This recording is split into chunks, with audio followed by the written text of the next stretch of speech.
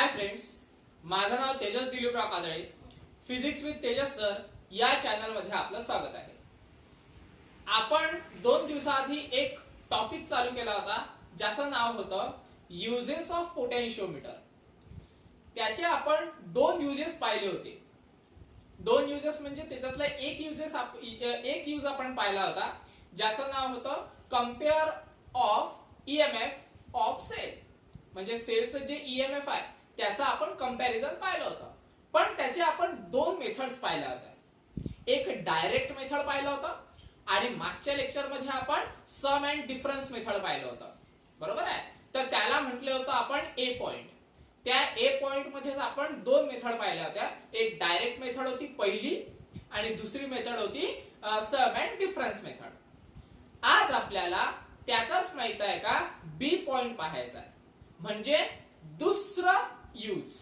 Okay, तर दुसरा use काय आहे याचा, बी पॉइंट काय आहे, तर to find internal resistance of cell. म्हणजे आपल्याकडे माहित आहे का एक सेल आहे, ज्या सेलला आपण E1 म्हटलेलं आहे. तर त्या E1 चं म्हणजे त्या सेलचं इंटरनल रेजिस्टन्स आपल्याला फाइंड आउट करायचं आहे. आता इंटरनल रेजिस्टन्स म्हणजे काय, कुठलं पण एखादं डिव्हाइस घ्या किंवा कुठलं पण एखादं कन्सिडर करा, मेटॅलिक कुठली पण गोष्ट घ्या, कुठलं पण मेटॅलिक मटेरियल घ्या. मेटॅलिक असलं पाहिजे की ज्याच्यातून करंट फ्लो होईल. ओके, तर त्यामध्ये काही ना काहीतरी इंटरनल रेजिस्टन्स हे राहते. येऊन राहिलं लक्षात. तशा कन्सिडर आपण की तसं तुम्हाला सांगितलेलं आहे मी किंवा मेटॅलिक मटेरियल, पण सगळेच मटेरियल असे असतात की ज्यामध्ये माहिती आहे का रेजिस्टन्स असते. लक्षात. पण आपण इथे माहिती आहे का मेटलच्या संदर्भात बोलत आहे, वायरच्या संदर्भात बोलत असतो. बरोबर आहे. म्हणून मग असं कन्सिडर करा की बा आपल्याकडे एक मेटॅलिक मटेरियल आहे, ठीक आहे, पण त्या मेटॅलिक मटेरियल मध्ये पण काही ना काहीतरी रेजिस्टन्स असते. तर त्या रेजिस्टन्सला आपण काय म्हणतो, इंटरनल रेजिस्टन्स. लक्षात. म्हणजे कन्सिडर करा आपल्याकडे एक वायर आहे, कंडक्टिंग वायर. आता त्या वायरला वास्तविक पाहता आपण रेजिस्टन्स अप्लाय करत नाही, पण रेजिस्टन्स अप्लाय करत नसल्यानंतरही त्यामध्ये काही ना काहीतरी त्या वायरचंच स्वतःचं रेजिस्टन्स असते. लक्षात. तर त्यालाच आपण काय म्हणत असतो, इंटरनल रेजिस्टन्स असं म्हणत असतो. लक्षात. तसंच माहित आहे का आपल्याकडे एक सेल कन्सिडर करा. त्या सेलला पण माहित आहे का काही ना काही त्याच्या स्वतःच काय असणार आहे, रेजिस्टन्स असणार आहे. स्वतःच काहीतरी रेजिस्टन्स असेल त्याचं. तर ते जे स्वतःचं रेजिस्टन्स असेल त्यालाच आपण काय म्हणतो, इंटरनल रेजिस्टन्स असं म्हणतो. लक्षात. म्हणजे माहित आहे का इथे आपण एक सेल कन्सिडर केलेला आहे E1 आणि त्या E1 चं त्याच्या स्वतःचं जे रेजिस्टन्स आहे त्या रेजिस्टन्सला म्हटलेला आपण स्मॉल आर. आणि हे जे स्मॉल आर आहे हे स्मॉल आर म्हणजे काय आहे, इंटरनल रेजिस्टन्स आहे. कोणाचं इंटरनल रेजिस्टन्स आहे, तर या ईएमएफचं म्हणजे या सेलचं इंटरनल रेजिस्टन्स आहे. लक्षात. मग हे जे इंटरनल रेजिस्टन्स आहे हे इंटरनल रेजिस्टन्स किती असते सेलचं, ते आपल्याला आता या टाइप मध्ये काय करायचं आहे, फाइंड आउट करायचं आहे. लक्षात. म्हणजे सिंपली आपण माहित आहे का आर ची व्हॅल्यू काढणार आहे, स्मॉल आर ची व्हॅल्यू. येऊन राहिला. तर आता की स्मॉल आर ची व्हॅल्यू आपल्याला काढायची आहे पोटेन्शिओमीटरचा वापर करून. ठीक आहे. म्हणून मग आपण याला काय म्हटलं, युजेस ऑफ पोटेन्शिओमीटर. येऊन राहिलं लक्षात. ओके, आता माहित आहे का पोटेन्शिओमीटरचा वापर करायचा आहे. म्हणजे माहित आहे का हे जे स्ट्रक्चर आहे आपलं, हे ऑब्विसली पोटेन्शिओमीटरचं स्ट्रक्चर आहे. तुम्हाला माहित आहे पोटेन्शिओमीटर म्हणजे काय असते रे, एक लॉंग वायर असते, युनिफॉर्म वायर, आणि त्या युनिफॉर्म वायरला आपण एक बॅटरी अप्लाय करून देतो. बरोबर आहे. तसंच माहित आहे का ही पण एक माहित आहे का एक लॉंग वायर आहे. हे स्ट्रक्चर तुम्ही मागच्या 2-3 लेक्चर पासून पाहत होते. मेथड 1 मध्ये पण अशा पद्धतीचं स्ट्रक्चर होतं, मेथड 2 मध्ये पण अशा पद्धतीचं स्ट्रक्चर आपण पाहिलं होतं. ओके, तर हे जे स्ट्रक्चर आहे ए पॉइंट पासून तर या बी पॉइंट पर्यंत, नाही तर कन्सिडर करा या आरएच पर्यंत. आरएच म्हणजे रेओस्टेट. तर या रेओस्टेट पर्यंत हा पूर्ण कशाचा सेक्शन आहे, पोटेन्शिओमीटरचा सेक्शन आहे. लक्षात. आणि तुम्हाला माहित आहे पोटेन्शिओमीटर म्हणजे एक लॉंग वायर. तर कन्सिडर करा आपल्याकडे माहित आहे का ए पासून तर बी पर्यंत एक लॉंग वायर आहे. त्या वायरचा एक एंड आपण बॅटरीच्या पॉझिटिव्ह टर्मिनलला दिलेला आहे आणि त्या वायरचा दुसरा एंड हा रिओस्टेटला दिलेला आहे. ओके, रिओस्टेटचा जो एंड आहे तो आपण माहित आहे का प्लग द्वारे बॅटरीच्या निगेटिव्ह टर्मिनलला दिलेला आहे. येऊन राहिलं लक्षात. तर अशा पद्धतीने आपण माहित आहे का पोटेन्शिओमीटरची अरेंजमेंट केली आणि ही जी अरेंजमेंट आहे ही अरेंजमेंट मागच्या 2 लेक्चर पासून मी तुम्हाला सांगत आहे. येऊन राहिलं. तर आणि नेहमी लक्षात ठेवायचं की बा हा जो ईएमएफ आहे म्हणजे सेल, तर सेल माहित आहे का आणि हा जो प्लग आहे ओके हे आपण माहित आहे का पोटेन्शिओमीटरला सिरीज मध्ये कनेक्ट केलेला आहे. नाही तर असं कन्सिडर करा हे जी पोटेन्शिओमीटर वायर आहे ही पोटेन्शिओमीटर वायर आपण सेलला कशी कनेक्ट केलेली आहे तर सिरीज मध्ये कनेक्ट केलेली आहे. येतं लक्षात. तर हेच स्ट्रक्चर झालं आपलं कोणाचं पोटेन्शिओमीटरचं. आता माहित आहे का चेंजेस कुठे आहे. तर जे आपण 2 लेक्चर पाहिले मागचे मेथड 1 आणि मेथड 2 त्यामध्ये माहित आहे का हे जे हा जो सेक्शन होता हा सारखाच होता. याही टाइप मध्ये माहित आहे का सेक्शन हा जो सेक्शन आहे पोटेन्शिओमीटरचा तो सारखाच आहे. फक्त चेंज कुठे येणार आहे तर चेंज येणार आहे या सेक्शन मध्ये. येऊन राहिलं लक्षात. चेंज कुठे मिळून राहिला आपल्याला या सेक्शन मध्ये चेंज मिळत आहे. तर मग आता काय आहे पहा. यामध्ये माहित आहे का एक रेजिस्टन्स दिसून राहिला तुम्हाला आर, पण हा माहित आहे का रेजिस्टन्स नाही नुसता, याला म्हटलं जाते रेजिस्टन्स बॉक्स. आणि रेजिस्टन्स बॉक्स बद्दल आपण 11th मध्ये डिस्कस केलेला आहे. ठीक आहे. त्याला खूप सारा माहित आहे का होल्स असतात, पिन होल्स, आणि त्याच्यामध्ये माहित आहे का पिन इन्सर्ट केलेले असतात. तुम्ही लागेल तर 11th बुक मध्ये पाहू शकता, तुम्हाला दिसून जाईल ते. ठीक आहे. तर तो जो रेजिस्टन्स बॉक्स आहे तो रेजिस्टन्स बॉक्स आपण अप्लाय केलेला आहे. तर त्याला माहित आहे का व्हेरिएबल रेजिस्टर असं सुद्धा म्हटलं जाते. व्हेरिएबल रेजिस्टर का बरं? कारण ते आपण माहित आहे का रेजिस्टन्स चेंज करू शकतो. जर समजा आपल्याला जशी गरज लागेल तशा हिशोबाने आपण रेजिस्टन्स काय करू शकतो अप्लाय करू शकतो. रेजिस्टन्स हे चेंज करू शकतो.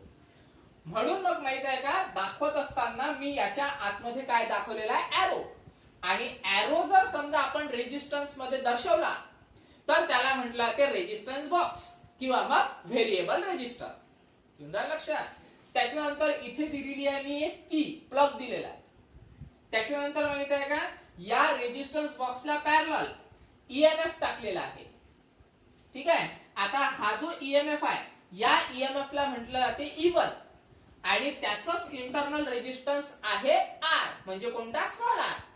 तर तो स्मॉल आर आपल्याला काय करायचा फाइंड आउट करायचा आहे. तर हा जो डब्बा भेटून राहिला आपल्याला याचा एक एंड दिलेला आहे आपण कुणाला तर आपल्या ए ला, म्हणजे पोटेन्शिओमीटरच्या वायरच्या ए ला दिलेला आहे, म्हणजे एका एंडला. त्याच्यानंतर जो दुसरा एंड आहे या डब्याचा तो दुसरा एंड दिलेला आहे मी कोणाला गॅल्व्हनोमीटरला. आलं लक्षात. आणि त्या गॅल्व्हनोमीटरचा एक एंड दिलेला आहे मी कोणाला जॉकीला, की जी जॉकी आपण माहित आहे का या पोटेन्शिओमीटर वायरवर काय करणार आहे स्लाइड करणार आहे. कशासाठी तर नल डिफ्लेक्शन मिळवण्यासाठी. ठीक आहे. हे सगळं तुम्हाला माहित आहे.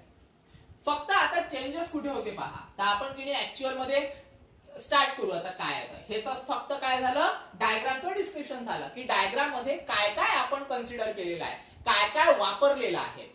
ठीक आहे. आता होते काय पहा. स्टार्टिंग तिथूनच करणार आपण. कुठून? सगळ्यात पहिले काय केलं आपण स्विच ऑन केला.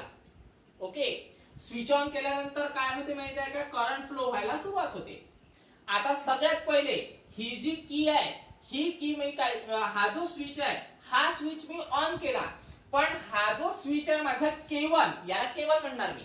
हा जो K1 आहे हा K1 मी काय केला ऑफ केला. K1 ऑफ म्हणजे माहित आहे का ही साइड काय राहील आपली डिस्कनेक्ट राहील. ओके. मग काय होते पहा. K1 मी काय केलं ऑन केला. ऑन केल्यानंतर करंट फ्लो व्हायला सुरुवात झाली. आता करंट फ्लो व्हायला सुरुवात झाली तर तो जो करंट आहे तो करंट कुठून येणार आहे ए मधून. ओके. कन्सिडर करा ए मधून करंट चालला. ठीक आहे. ए मधून करंट चालल्यानंतर आता हे जे स्ट्रक्चर मिळत आहे आपल्याला हे स्ट्रक्चर माहित आहे का पॅरलली कनेक्ट केलेलं आहे आपण. पॅरलली का बरं? कोणाला पॅरलल आहे तर हा जो रेजिस्टन्स बॉक्स आहे हा रेजिस्टन्स बॉक्स आपण या ईएमएफ ला काय ठेवलेलं आहे, पॅरलल ठेवलेला आहे.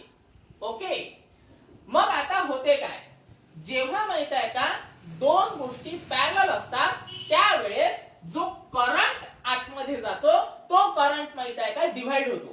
म्हणजे अर्धा करंट जाईल रेजिस्टन्स बॉक्स मधून, ओके, आणि अर्धा करंट जाईल आपल्या ईएमएफ मधून म्हणजे E1 मधून. पण होते काय पहा, इकडची साइड डिस्कनेक्ट असल्या कारणाने या रेजिस्टन्स बॉक्स मधून करंट फ्लोच होणार नाही. ठीक आहे, मग करंट कुठून फ्लो होणार आहे, तर या डायरेक्शननी. ओके, म्हणजे करंट माहित आहे का ए मधून पास होईल. ओके, तो माहित आहे का वरती जाणारच नाही, म्हणजे या डायरेक्शनने जाणारच नाही. का बरं जाणार नाही, कारण इथे माहित आहे का आपण डिस्कनेक्ट केलेला आहे, तिथला जो स्विच आहे तो ऑफ केलेला आहे. मग सगळा करंट हा कुठून जाणार आहे, तर डाऊनवर्ड डायरेक्शननी, म्हणजे या डायरेक्शननी जाणार आहे तो E1 कडे. मग E1 मधून करंट जाईल. ओके, E1 मधून करंट मग तो कोणाद्वारे जाणार आहे, या गॅल्व्हनोमीटर द्वारे जाणार आहे. बरोबर आहे. मग गॅल्व्हनोमीटर मधून करंट चालला. मग गॅल्व्हनोमीटर मधून जर समजा करंट जात असेल, म्हणजेच तुम्हाला माहित आहे गॅल्व्हनोमीटर काय दाखवेल, आपल्याला डिफ्लेक्शन दाखवेल. आणि आपण माहित आहे का काय करत असतो नेहमी, गॅल्व्हनोमीटर जर समजा डिफ्लेक्शन दाखवत असेल तर आपल्याला माहित आहे का नल डिफ्लेक्शन पाहिजे असते, म्हणजे झिरो डिफ्लेक्शन पाहिजे असते. दोन मेथड पासून आपण बोलत आहे, मागच्या विस्टोन ब्रिज पासून आपण बोलत आहे की गॅल्व्हनोमीटर आपल्याला कशावर पाहिजे असते, इक्विपोटेन्शियल वर, म्हणजे झिरो डिफ्लेक्शन वर, म्हणजे नल पॉइंट वर पाहिजे असतो. बरोबर आहे ना. मग आता कन्सिडर करा या गॅल्व्हनोमीटर मधून करंट जाईल, म्हणजे हा माहित आहे का काय दाखवणार आहे, काही ना काहीतरी डिफ्लेक्शन दाखवणार आहे. पण आपल्याला माहित आहे का गॅल्व्हनोमीटर मध्ये डिफ्लेक्शन दाखवायला नको. मग जर समजा गॅल्व्हनोमीटरनी डिफ्लेक्शन दाखवायला नको, त्याच्यानंतर नाही तर कन्सिडर करा तिथे काहीतरी आपल्याला नल डिफ्लेक्शन पाहिजे असेल, किंवा कन्सिडर करा आपल्याला तिथे झिरो डिफ्लेक्शन पाहिजे असेल, तर आपल्याला काय करावं लागेल, ही जी जॉकी आहे ही जॉकी माहित आहे का या वायरवर काय करावं लागेल, मूव्ह करावं लागेल, की जेणेकरून एक असा पॉइंट मिळणार आपल्याला की ज्या पॉइंटवर गॅल्व्हनोमीटर हा डिफ्लेक्शनच दाखवणार नाही, म्हणजे झिरो डिफ्लेक्शन दाखवेल, म्हणजेच नल डिफ्लेक्शन दाखवेल. तर कन्सिडर करा एक पॉइंट आपल्याला मिळाला, त्या पॉइंटला म्हणणार आहे आपण P1. तर हा जो P1 पॉइंट आहे, हा P1 पॉइंट आपल्याला काय म्हणून मिळालेला आहे, तर नल डिफ्लेक्शन म्हणून पॉइंट मिळालेला आहे, ज्याला आपण काय म्हणतो, बॅलन्सिंग लेंथ म्हणतो. लक्षात, म्हणजेच माहित आहे का P पॉइंट वर जेव्हा आपण जॉकी कनेक्ट करू त्यावेळेस माहित आहे का गॅल्व्हनोमीटर डिफ्लेक्शन दाखवणार नाही. आता गॅल्व्हनोमीटर जर समजा डिफ्लेक्शन दाखवत नसेल, म्हणजेच माहित आहे का गॅल्व्हनोमीटर मधून कुठल्याच प्रकारचा करंट जात नसते. जिंदगीभर लक्षात ठेवायचं, गॅल्व्हनोमीटर मधून जर समजा गॅल्व्हनोमीटर जर समजा डिफ्लेक्शन दाखवत नसेल, नल डिफ्लेक्शन असेल, तर त्यामधून करंट फ्लो होत नसते. आलं लक्षात. मग करंट माहित आहे का फ्लो होणार नाही. ठीक आहे, हा करंट माहित आहे का मी इथून गायब करतो, म्हणजे कन्सिडर करा तो माहित आहे का फ्लो होत नाहीये. म्हणजेच काय, तर या सेक्शन मध्ये करंट चाललाच नाही. मग करंट कसा फ्लो होईल, सरळ फ्लो होईल. ओके, तर अशा पद्धतीने करंट फ्लो होऊन राहिला या पोटेन्शिओमीटर वायर मधून. मग पोटेन्शिओमीटर वायर वरून करंट फ्लो होत असेल तर तिथे माहित आहे का आपल्याला एक बॅलन्सिंग लेंथ मिळते, ती बॅलन्सिंग लेंथ असते AP1. आता जे काही पोटेन्शियल फॉल होणार आहे, जे काही पोटेन्शियल कमी होणार आहे, ते कोणाच्या मधात कमी होणार आहे, A आणि P1 च्या मधात कमी होणार आहे. लक्षात, कारण P1 माहित आहे का काय आहे, आपला झिरो डिफ्लेक्शन आहे, म्हणजे P1 वर माहित आहे का कुठल्याच प्रकारचा आपल्याला करंट मिळणार नाही आहे. बरोबर आहे. म्हणजे माहित आहे का करंट जे काही आपल्याला मिळणार आहे किंवा पोटेन्शियल जे काही आपल्याला मिळणार आहे ते माहित आहे का या दोन पॉइंटच्या मधात मिळणार आहे, A आणि P1 च्या मधात. लक्षात. मग A आणि P1 च्या मधात करंट मिळत आहे, म्हणजेच तिथे काही ना काही आपल्याला पोटेन्शियल मिळत आहे. तर ते जे पोटेन्शियल राहील ते पोटेन्शियल मिळेल आपल्याला कशानी, VAP1 नी. ओके, तर हे जे पोटेन्शियल आहे VAP1, तर या पोटेन्शियलला म्हणतो आपण E1. येऊन राहिलं लक्षात? ठीक आहे, तर हे मिळालं आपल्याला पोटेन्शियल. ओके, तर कन्सिडर करा याला इक्वेशन नंबर 1. आलं लक्षात? आता होते काय पहा. आता माहित आहे का, पोटेन्शियोमीटरच्या प्रिन्सिपलच्या अनुसार, पोटेन्शियोमीटरचा प्रिन्सिपल काय सांगते आपल्याला? पोटेन्शियोमीटरचा प्रिन्सिपल सांगते की जे पोटेन्शियल आहे म्हणजे V हा माहित आहे का डायरेक्टली प्रपोर्शनल असतो वायरच्या लेंथला. बरोबर आहे? म्हणजे जेवढा जास्त पोटेन्शियल तेवढी जास्त वायरची लेंथ, किंवा जेवढा कमी पोटेन्शियल तेवढा कमी वायरची जेवढी कमी लेंथ तेवढी कमी वायरची पोटेन्शियल. लक्षात? डायरेक्टली प्रपोर्शनलचा अर्थच तो आहे. जेवढं जास्त पोटेन्शियल तेवढी जास्त लेंथ, जेवढं कमी पोटेन्शियल तेवढी कमी लेंथ. ठीक आहे, तर अशा पद्धतीने हे मिळालं आपल्याला इक्वेशन. कोणाचं इक्वेशन मिळालं? तर आपल्या पोटेन्शियोमीटरचं. ठीक आहे, तर मग आता इथे काय होते पहा, हा V आहे, पण आपल्याकडे माहित आहे का जे पोटेन्शियल मिळत आहे ते पोटेन्शियल कोणाच्या मधात मिळत आहे? A आणि P1 च्या मधात. बरोबर? म्हणून मग मी लिहत असताना काय लिहिणार? V into AP1. Okay, AP1. मग आता AP1 लिहिलं तर लेंथ पण म्हणजे काय राहणार आहे? L1 राहणार आहे. येऊन राहिलं लक्षात? मग होते काय पहा, दिस इम्प्लाइज. आता जेव्हा आपण माहित आहे का काय करतो, VAP1 हे ऍज इट इज ठेवणार. ठीक आहे, त्याच्यानंतर डायरेक्टली प्रपोर्शनल साइन हे जेव्हा मी इक्वल टू च्या साइनने रिप्लेस करतो तेव्हा तिथे एक कॉन्स्टंट येतो, आणि तो जो कॉन्स्टंट आहे तो कॉन्स्टंट राहील K. ठीक आहे, आणि K म्हणजे तुम्हाला माहित आहे काय होते? K म्हणजे होते पोटेन्शियल ग्रेडियंट. ओके, K म्हणजे काय होते? Potential gradient. मग पोटेन्शियल ग्रेडियंट आहे आपल्याकडे K, त्याच्यानंतर L1 माहित आहे का हा ऍज इट इज राहील. येऊन राहिलं लक्षात? त्याच्यानंतर this implies VAP1 as it is, त्याच्यानंतर इज इक्वल टू ओके, इथे व्हॅल्यू टाकावं लागेल. आता पहा VAP1 ची व्हॅल्यू काय आली आपल्याकडे? E1 आहे. बरोबर आहे? म्हणजे मग माहित आहे का या VAP1 च्या जागेवर आपण E1 ठेवू शकतो का रे? ठेवू शकतो ना भाऊ? बरोबर आहे ना? म्हणजे मग माहित आहे का VAP1 च्या जागेवर काय ठेवावं लागेल आपल्याला? E1. ओके, आणि मग आता माहित आहे का K इंटू L1 हे ऍज इट इज ठेवा. तर याला म्हणू आपण इक्वेशन नंबर 2. ठीक आहे, आणि ही टर्म आपण कुठून आणलेली आहे? ही टर्म आणली आपण 1 वरून. मग लिहत असताना त्याला लिहायचं फ्रॉम 1. ओके, तर हे मिळालं आपल्याला E1, म्हणजे हे काय आहे? EMF आहे. बरोबर आहे? आता काय होते पहा, आता मी काय करतो, जे हे डिस्कनेक्ट केलं होतं हे मी काय करणार, आता कनेक्ट करून टाकणार आहे.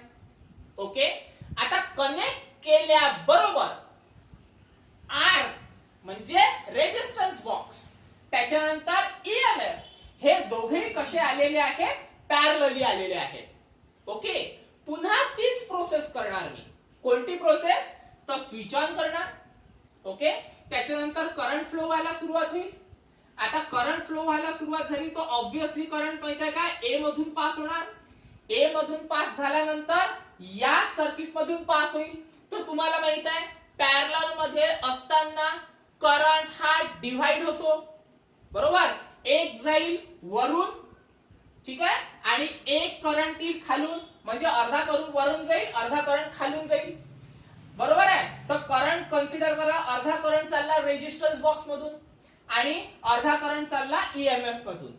ठीक आहे, तर आता मी काय म्हटलं होतं पहा, रेजिस्टन्स बॉक्स मध्ये आपल्याला व्हॅरी करता येतात रेजिस्टन्स. ठीक आहे, तर असं कन्सिडर करा या रेजिस्टन्स बॉक्स मध्ये आपण एक सुटेबल रेजिस्टन्स कन्सिडर केलं. ओके, आणि तेव्हाच माहित आहे का करंट चाललेला आहे या रेजिस्टन्स बॉक्स मधून. मग कुठेतरी माहित आहे का करंट कुठून जाणार आहे? इकडे आला अशा पद्धतीने, या EMF मधून पण करंट आला, आणि तो जाणार कुठून आहे? तर गॅल्व्हनोमीटर मधून. मग मग ज्या वेळेस तो गॅल्व्हनोमीटर मधून करंट पास होईल त्यावेळेस गॅल्व्हनोमीटर काही ना काहीतरी डिफ्लेक्शन दाखवेल. पण आपल्याला काय पाहिजे तिथे? नल डिफ्लेक्शन पाहिजे, बरोबर आहे ना. मग पुन्हा आपण काय केलं, ही जी जॉकी आहे ही जॉकी काय केली, मूव्ह केली. आता मूव्ह केल्यानंतर एक असा पॉइंट मिळेल आपल्याला की जिथे गॅल्व्हनोमीटर पुन्हा झिरो डिफ्लेक्शन दाखवेल, म्हणजे नल डिफ्लेक्शन दाखवेल, म्हणजे डिफ्लेक्शनच दाखवणार नाही, बरोबर आहे. मग तुम्हाला माहित आहे तो जो पॉइंट आहे तो पॉइंट कोणता राहील आपला? P2. P2 असा पॉइंट राहील की जिथे गॅल्व्हनोमीटर डिफ्लेक्शन दाखवणार नाही. इंद्र लक्षात झालं. मग गॅल्व्हनोमीटर जर डिफ्लेक्शन दाखवत नसेल म्हणजेच काय, तर या सर्किट मधून करंटच जात नाही, बरोबर आहे ना. आपण विस्टोन ब्रिज मध्ये शिकलो ना, ज्या वेळेस गॅल्व्हनोमीटर झिरो डिफ्लेक्शन दाखवेल तेव्हा गॅल्व्हनोमीटर मधून करंट पास होत नाही, बरोबर आहे. म्हणजेच माहित आहे का, या सर्किट मधून पण करंट पास होणार नाही. ठीक आहे, तर कन्सिडर करा करंट पास होऊन नाही राहिला. मग करंट कुठून पास होत आहे, तर करंट पास होऊन राहिलेला आहे या सर्किट मधून, म्हणजे या पोटॅन्शिओमीटर वायर मधून करंट पास होत आहे. मग माहित आहे का आपल्याला झिरो डिफ्लेक्शन कुठे मिळाला? P पॉइंटला. म्हणजेच माहित आहे का एक अजून लेंथ मिळाली आपल्याला, ज्या लेंथला आपण म्हणणार आहे AP2. म्हणजे जे काही पोटेन्शियल मिळेल आपल्याला ते पोटेन्शियल कोणाच्या मधात मिळणार आहे, तर A पासून तर P2 च्या मधात मिळणार आहे. इंद्रा लक्षात. म्हणजेच माहित आहे का आपल्याला जे पोटेन्शियल मिळेल ते पोटेन्शियल मिळणार आहे VAP2. ओके, आणि ते पोटेन्शियल मिळेल आपल्याला V. ओके, तर त्या पोटेन्शियलला आपण काय म्हणणार आहे? V म्हणणार आहे. म्हणजे A आणि P2 च्या मधात जे काही पोटेन्शियल मिळेल त्या पोटेन्शियलला आपण सरळ सरळ काय म्हणू? V म्हणू. ओके, तर याला कन्सिडर करा इक्वेशन नंबर 3. झालं. पुन्हा असं सॉल्व्ह करा. काय करायचं, तर पुन्हा माहित आहे का पोटेन्शिओमीटरचा प्रिन्सिपल कन्सिडर करा. काय होते पोटेन्शिओमीटरचा प्रिन्सिपल? सरळ सरळ ते काय मिळते आपल्याला? V is directly proportional to length. म्हणजे जेवढं जास्त पोटेन्शियल तेवढी जास्त लेंथ, बरोबर आहे. म्हणजेच मग आता पोटेन्शियल किती आहे आपल्याकडे? AP2. म्हणजे पोटेन्शियल किती येईल आपल्याकडे? VAP2. मग इथे जर समजा 2 आहे तर लेंथ पण आपली दुसरीच राहणार आहे, बरोबर आहे. कारण पहिले लेंथ होती A पासून तर P1 पर्यंत, दुसरी लेंथ आहे आपली A पासून तर P2 पर्यंत, बरोबर आहे. म्हणून याला म्हटलं मी लेंथ 2. पुन्हा आता काय होते रे? VAP2.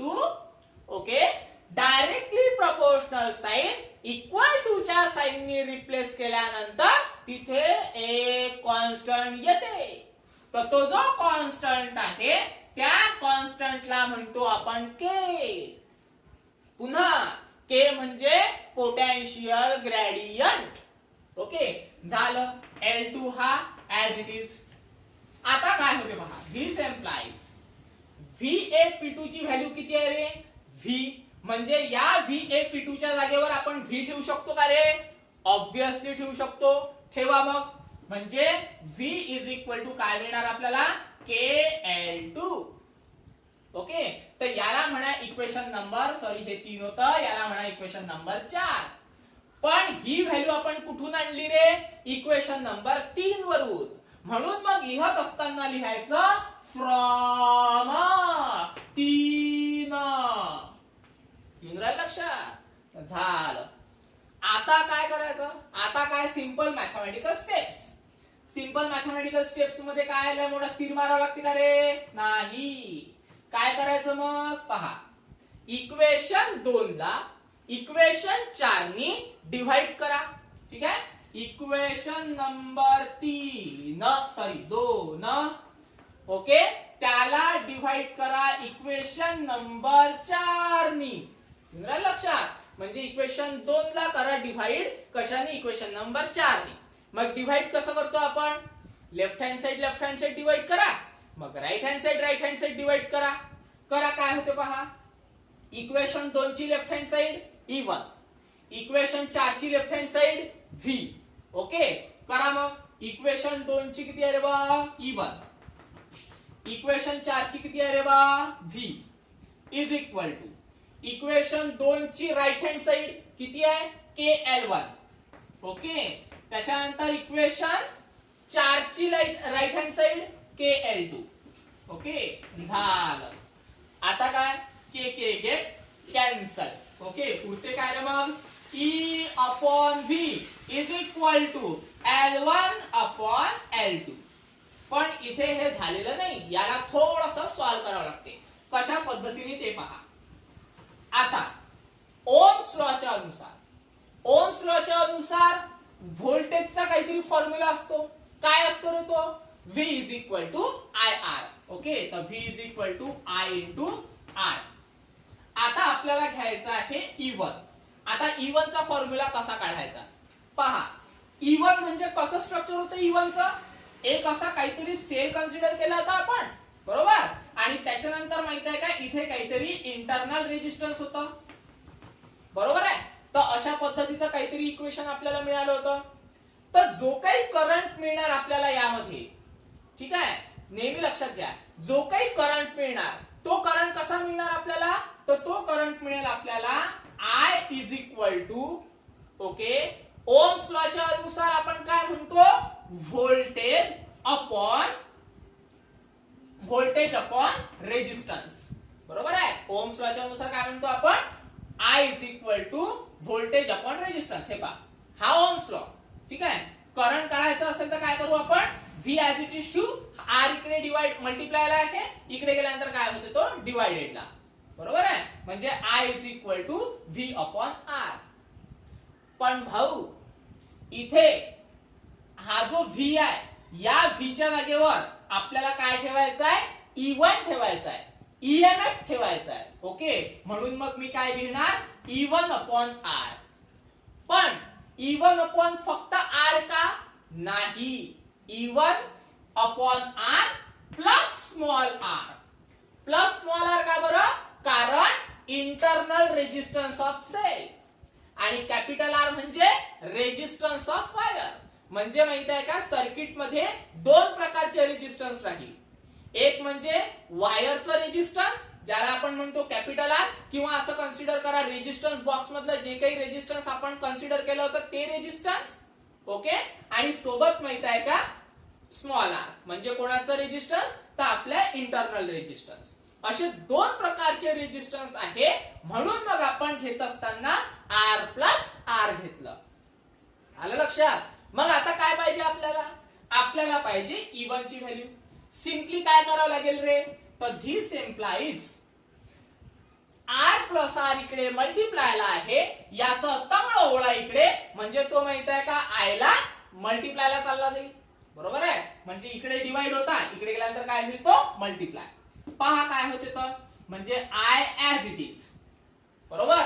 R प्लस R इकडे डिवाइडेडला, तंगड ओळा इकडे कुठे चालला जाईल तो मल्टिप्लायला, बरोबर आहे. कोणाला मल्टिप्लायला R ला, म्हणजे कॅपिटल R प्लस R.